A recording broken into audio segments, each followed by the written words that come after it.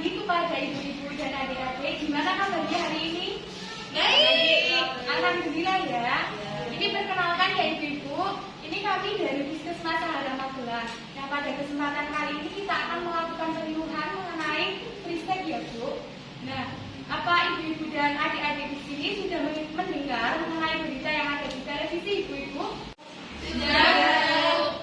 Nah, dari ibu-ibu dan adik-adik kan sudah mendengar ya. Nah, dampak dari riset itu sangat merugikan ya, baik dari berbagai sisi ya Ibu. Nah, dari kami nanti akan menjelaskan mengenai apa itu riset, kemudian faktor penyebab riset itu apa, pencegahan serta solusi. Baik, selanjutnya langsung saja ya untuk penyuluhannya akan disampaikan oleh Bidan Puspa. Silakan Bidan Puspa. Baik, sebelumnya saya ucapkan terima kasih kepada moderator yang telah memberi kesempatan kepada saya untuk menyampaikan materi mengenai free sex kepada ibu-ibu dan adik-adik semuanya. Ya, sesuai yang tadi dikatakan, saya di sini Bidan Puspa, ya. Baik, yang pertama harus ibu-ibu ketahui dan adik-adik ketahui mengenai remaja. Apa sih itu remaja? Nah, remaja itu merupakan seseorang yang berusia 10-18 tahun. Tapi ada juga nih yang lain yang bilang kalau misalkan remaja itu berusia 10-24 tahun atau sampai sebelum dia melakukan pernikahan, seperti itu. Nah, mengenai masa remaja sendiri, masa remaja merupakan periode terjadinya pertumbuhan dan perkembangan yang sangat pesat baik secara fisik, psikologis maupun intelektual. Nah, seperti itu. Sifat khas remaja biasanya mempunyai rasa keingintahuan yang tinggi. Benar nggak adik-adik? Iya, seperti itu. Nah, mereka biasanya menyukai petualangan, tantangan, kemudian cenderung berani mengambil resiko, seperti itu, atas perbuatannya yang dilakukannya. Nah, biasanya itu dari perbuatannya itu mereka tidak mempertimbangkan terlebih dahulu secara matang. Jadi ya mereka memiliki rasa keingintahuan mengenai hal tersebut. Ya udah langsung melakukan, seperti itu. Adik-adik benar nggak? Iya. Ya, seperti itu, benar ya. Nah, biasanya dari perilaku yang diambil dari remaja tersebut nih yang enggak dipikir secara matang-matang, biasanya yang lagi marak kasus free sex. Nah, free sex itu mengenai seks sendiri. Seks sendiri itu merupakan energi yang berasal dari psikis yang ikut mendorong manusia untuk bertingkah laku. Gak cuman bertingkah laku ya. Di sini di bidang seks aja itu bisa melakukan relasi seksual, yaitu bersenggama. Akan tetapi juga melakukan kegiatan-kegiatan yang abnormal juga selain itu. Nah, mengenai free sex atau bahasa Indonesianya itu seks bebas ya. Nah, seks bebas sendiri adalah segala cara untuk mengekspresikan dan melepaskan dorongan seksual yang dimana berasal dari kematangan organ seksual seperti berkencan, bercumbu, kemudian kayak berhubungan intim seperti itu, yang dimana sampai yang pasti kontak seksual kayak gitu. Tetapi perilaku tersebut dinilai tidak sesuai dengan norma-norma remaja yang dimana belum memiliki pengalaman mengenai seksual. Nah, ada nih yang kasus lagi marak-maraknya mengenai kasus free sex yang lagi di daerah Ponorogo itu. Ibu-ibu adik-adik di sini pada sudah mendengar? Tidak. Iya, kayak gitu. Pada tahu ya semuanya ya, beritanya di sosial media, di TV kayak gitu, banyak diceritakan mengenai kasus di Ponorogo, free sex. Ratusan pelajar di Kabupaten Ponorogo itu di Provinsi Jawa Timur mengajukan dispensasi. Dispensasinya itu untuk apa? Untuk ke KUA. Yang pasti untuk pernikahan, melakukan pernikahan. Nah, dari situ membuat pemerintah dan kami juga selaku tenaga kesehatan itu risau mengenai hal tersebut. Kayak gitu. Diperkirakan sejumlah 191 remaja itu mengajukan dispensasi. Tapi yang di ACC itu hanya 170-an kayak gitu. Hayo di sini siapa yang mau dispensasi ke KUA? Ini jangan ya kalau masih muda ya. Iya, Bu. Nah, dispensasi ke KUA ini biasanya diakibatkan oleh beberapa faktor. Di antaranya itu pastinya pergaulan bebas, yang dimana pergaulan bebas itu dipraktikkan dalam bentuk pacaran. Bisa juga pacaran itu yang menjerumuskan remaja kepada hubungan layaknya suami istri, kayak gitu. Nah, adapun faktor-faktor terjadinya seks bebas. Yang pertama itu pastinya faktornya itu yang pertama kesempatan dan peluang yang terbuka lebar, terutama di perkotaan, mobilitas tinggi, kemudahan mencari tempat-tempat berlindung, serta pembangkit gairah dan masih banyak lainnya. Kemudian yang kedua, jauh dari orang tua. Jadi di sini peran orang tua sangat penting untuk mengawasi anak-anaknya. Kemudian yang ketiga itu tersedianya dana yang menunjang dalam pemuasan kebutuhan seks seperti itu. Kemudian yang keempat tersedianya obat anti hamil yang dijual bebas. Selain itu juga ada tersedianya obat penyakit kelamin, adanya praktek-praktek prostitusi yang legal maupun ilegal, dan lain sebagainya. Dari situ juga ada pun faktor banyak kayak tempat yang mendukung free sex tapi dilegalkan, itu yang paling kasus parahnya itu. Kayak gitu. Baik, mungkin cukup sekian dari saya. Ada lagi materi yang akan disampaikan oleh Didan Kira. Mungkin sebelumnya mohon maaf apabila ada kurang lebihnya, mohon maaf apabila ada salah kata. Sekian dari saya Puspa. Wassalamualaikum warahmatullahi wabarakatuh. Waalaikumsalam warahmatullahi wabarakatuh. Terima kasih kepada Didan Puspa yang sudah memberikan saya waktunya untuk menjelaskan mengenai dampak dan pencegahan dari free sex. Nah, ibu-ibu dan adik-adik di sini apa sudah tahu apa saja sih dampak dari free sex ini? Malu. Oh iya, terus ada lagi? Oh iya, betul sekali ya. Nah, pasti kalau kita free sex itu kan seks bebas. Nah, itu kemungkinan besar itu biasanya hamil ya. Nah, itu seperti yang di sekitar masyarakat kita juga banyak yang sudah marak free sex dan kemudian hamil. Nah, itu akan pasti merasa malu ya. Kemudian nanti ketika malu pasti ada tekanan sosial juga ya. Kemudian kalau ada tekanan sosial pasti nanti akan juga dikucilkan di masyarakat. Biasanya seperti itu ya ibu-ibu dan adik-adik.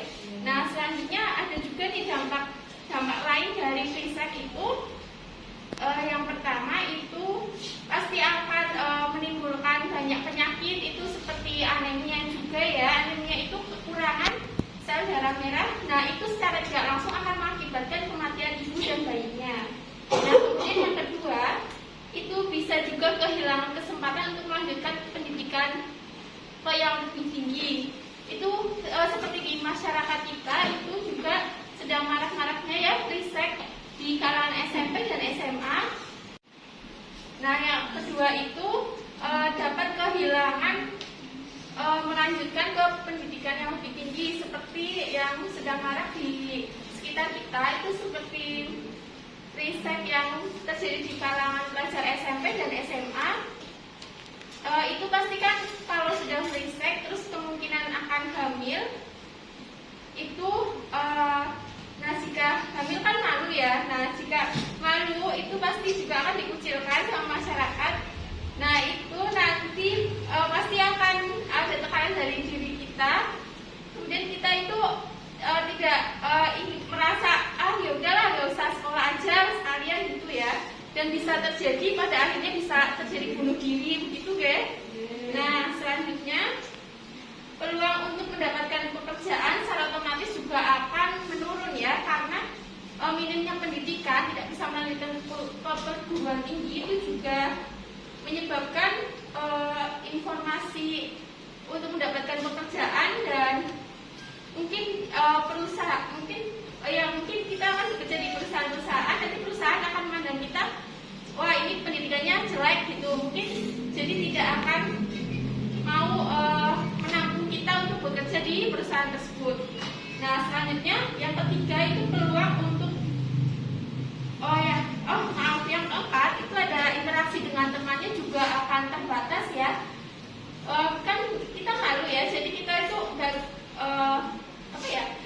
itu kita betul sekali tidak punya teman ya, karena kita malu kita di rumah aja, jadi kita kayak sungkan untuk keluar untuk bermain sama teman-teman lagi, pasti nanti juga akan dibully begitu ya. Nah, dari dampak-dampak tersebut kita juga harus melakukan pencegahan ya untuk pencegahan untuk supaya tidak free sex-nya supaya free sex di daerah kita bisa menurun. Nah, bagaimana sih pencegahan dari kita sendiri itu seperti pencegahan yang sudah dilakukan dari pemerintah. Nah, pemerintah itu kan sudah mengajarkan pendidikan seksual di sekolah dengan cara itu meningkatkan kesadaran remaja, yaitu menghindari perilaku seks bebas, cara melindunginya dengan penyakit menular seksual dan kehamilan yang tidak diinginkan, itu seperti pendidikan. Nah, selanjutnya dari dampak-dampak tersebut kita juga harus mengatasinya.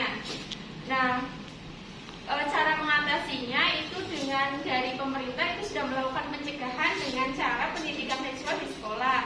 Itu seperti memberikan pendidikan agama, jadi menekankan pendidikan agama supaya lebih kuat, supaya kita tidak ada hasrat untuk melakukan hubungan seks.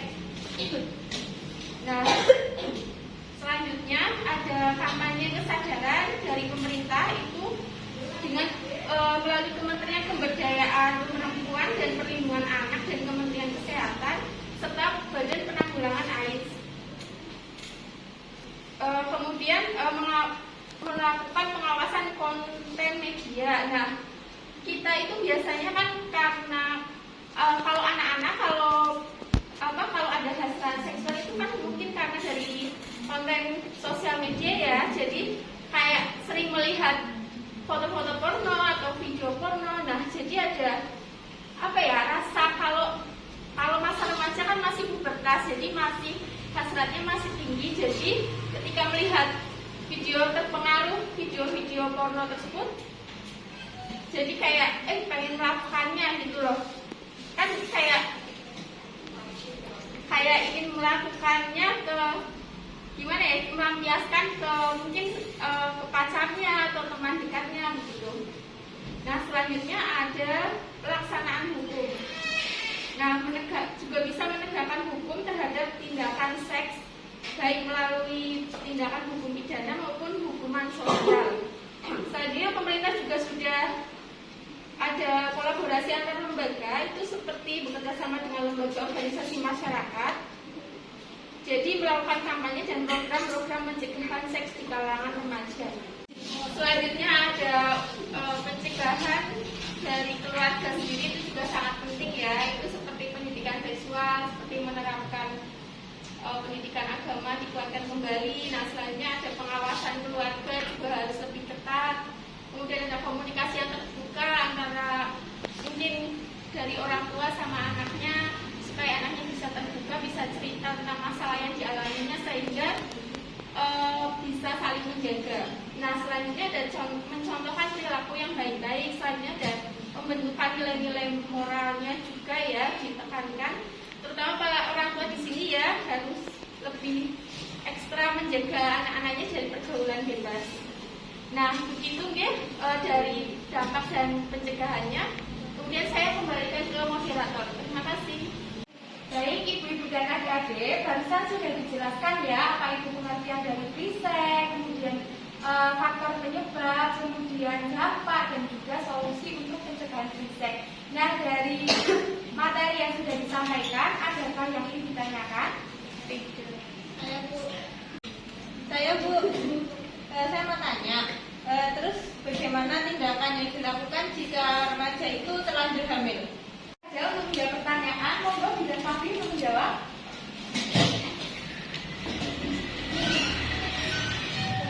Baik, saya akan menjawab pertanyaannya.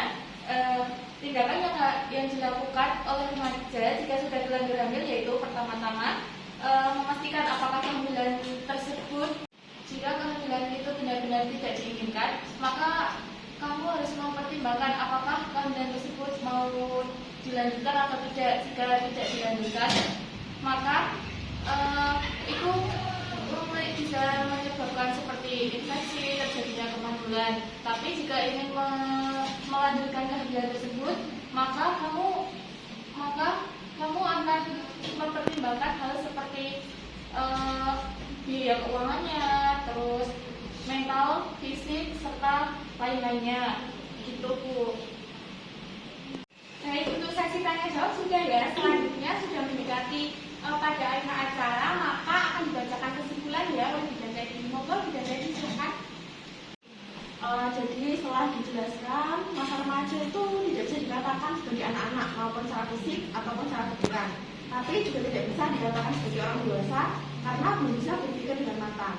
Dengan itu, untuk mencegah adanya free sex ataupun kehamilan pada remaja, itu pertama kita harus menjauhi lingkungan yang buruk, mengisi waktu dengan kegiatan positif, mendekati kepada keluarga dan mendekat kepada Tuhan, dan juga baik, itu saja dari saya. Semoga ada di sini dan ibu di sini bisa mencegah adanya free sex pada remaja. Terima kasih. Baik Ibu-ibu dan adik-adik, ini terima kasih ya atas perhatiannya, dan kami dari Puskesmas pamit undur diri ya, dan apabila ada kesalahan kami mohon maaf yang sebesar-besarnya ya. Semoga adik-adik di sini tidak masuk dalam golongan yang free sex ya. Amin. Sekian dari kami. Wassalamualaikum warahmatullahi wabarakatuh.